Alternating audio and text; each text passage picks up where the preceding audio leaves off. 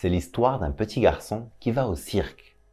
La séance commence et les numéros défilent les uns après les autres. Les clowns, les trapézistes, un éléphant qui soulève des dizaines de jongleurs. Le petit garçon est émerveillé. Il est impressionné aussi par la force de l'éléphant. Après le spectacle, en sortant, le petit garçon voit au loin l'éléphant attaché à une chaîne reliée à un tout petit piquet à peine enfoncé dans la terre. Le petit garçon s'étonne. Pourquoi l'éléphant ne bouge pas? Le piquet est si petit par rapport à lui. Il peut s'échapper et il ne bouge pas. C'est ridicule.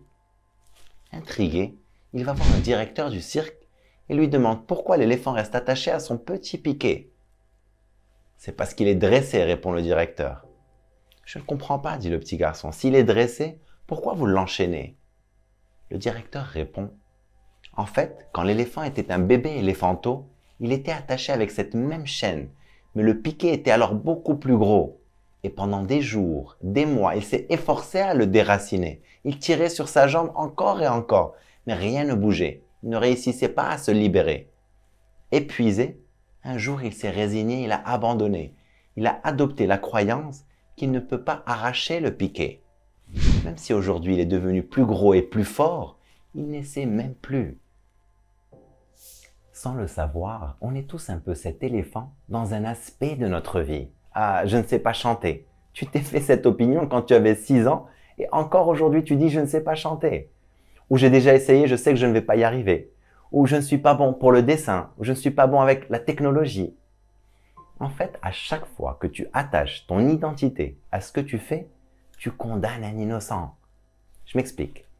Si aujourd'hui cette vidéo n'est pas au top, ça ne veut pas dire que je suis nul. Je ne vais pas l'associer à mon identité. Ça veut juste dire qu'aujourd'hui, cette vidéo n'est pas au top.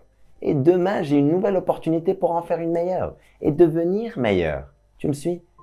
Le passé n'est pas le futur.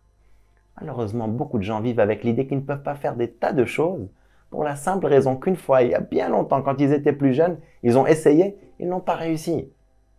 Plus grave que ça, beaucoup de gens regardent dans leur passé, ils choisissent un certain nombre de choses, ils les utilisent pour justifier leur présent et leur futur. En fait, c'est comme si tu conduisais ta voiture en regardant dans le rétroviseur. Qu'est-ce qui va se passer? Tu vas faire un accident.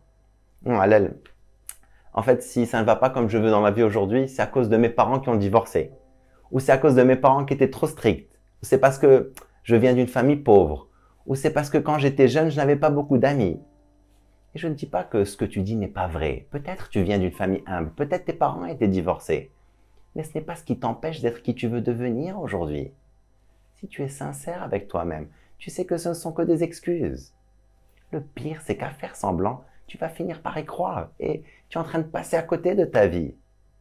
La réalité, c'est que si tu mets le temps et l'énergie qu'il faut, tu peux écrire un nouveau destin.